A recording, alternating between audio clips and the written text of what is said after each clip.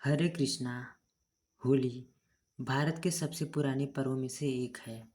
यह कितना पुराना है इसके विषय में ठीक जानकारी नहीं है, लेकिन इसके विषय में इतिहास, पुराण व साहित्य में अनेक कथाएं मिलती हैं।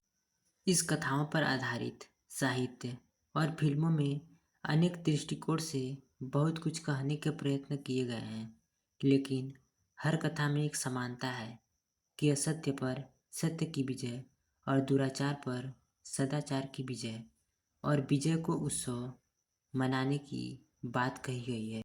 तो आइए होली से जुड़ी हुई कुछ कहानियों का श्रवण प्रारंभ करते हैं। होली की पहली कथा, राधा और कृष्ण की कथा।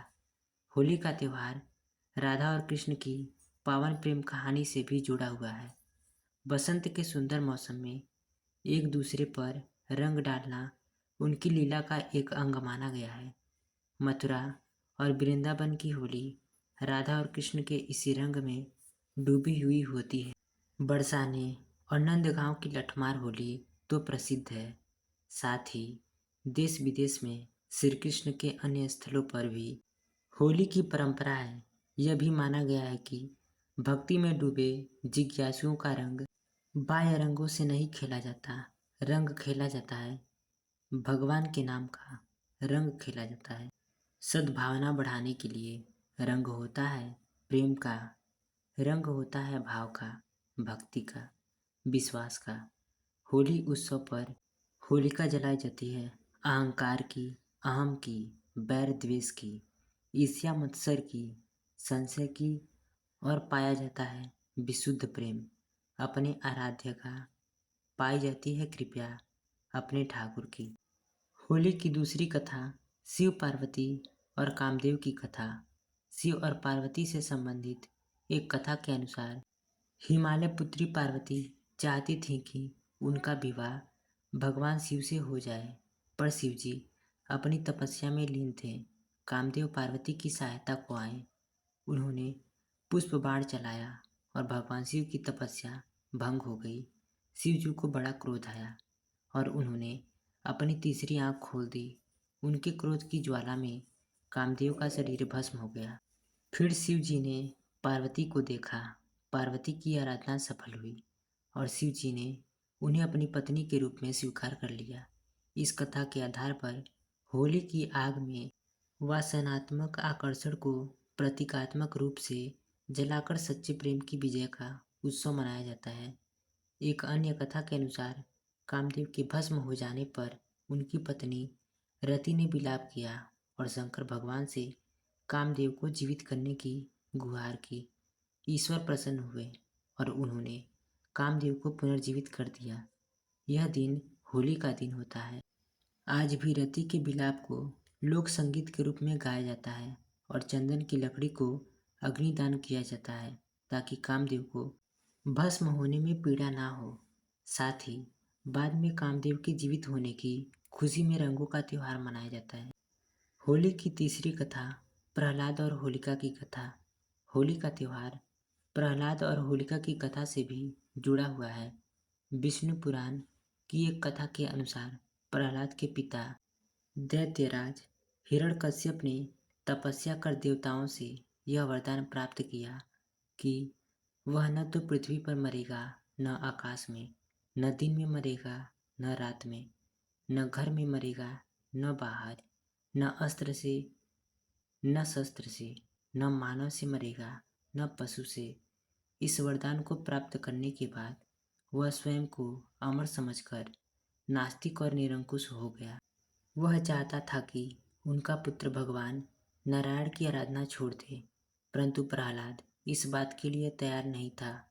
हिरण्यकश्यपु ने उसे बहुत सी प्राणांतक यातनाएं दी, लेकिन वह हर बार बच निकला।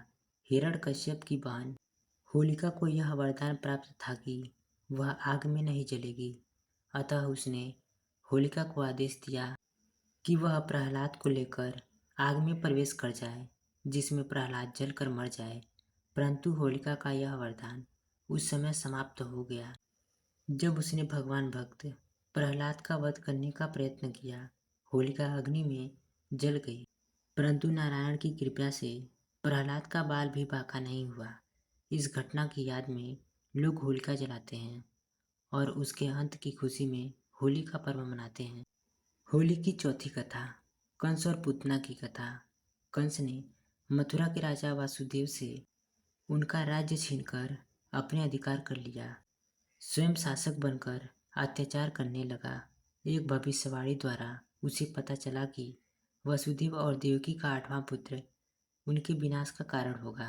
यह जानकर कंस व्याकुल हो उठा और उसने वासुदेव तथा देवकी को कारागार में डाल दिया। कारागार में जन्म लेने वाले देवकी के सातों पुत्रों को कंस ने मौत के घाट उतार दिया। आठवें पुत्र के रूप में कृष्ण का जन्म हुआ और उनके प्रताप से कारागार के द्वार खुल गए। वासुदेव रातों रात कृष्ण को गोकुल में नंद और यशोदा के घर पर रखकर उनकी नवजात कन्या को अपने साथ ले आए। कंस ने जब इस कन्या को मारना चाहा तो वह अदृश्य हो गई और आकाशवाणी हुई कि कंस को मारने वाला तो गोकुल में जन्म ले चुका है। कंस यह सुनकर डर गया और उसने उस दिन गोकुल में जन्म लेने वाले हर शिशु की हत्या कर देने की योजना बनाई। इसके लिए उसने अपने अधीन काम करने वाली पूतना नामक राक्षसी का सहारा लिया।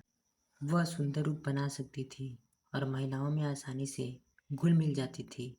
उसका कार्य स्तनपान के बहाने शिशुओं को विष पान कराना था। अनेक शिशु उसका शिकार हुए, लेकिन कृष्ण उसकी सच्चाई को समझ गए और उन्होंने पूतना का वध कर दिया। यह फाल्गुन पूर्णिमा का दिन था, अतः पूतना वध की खुशी में होली मनाई जाती है। होली की पांचवी कथा, राक्षसी ढूंढी की कथा। राजा पृथु के समय में ढूंढी नामक एक कुटिल राक्षसी थी। वह अबोध बालकों को खा जाती थी।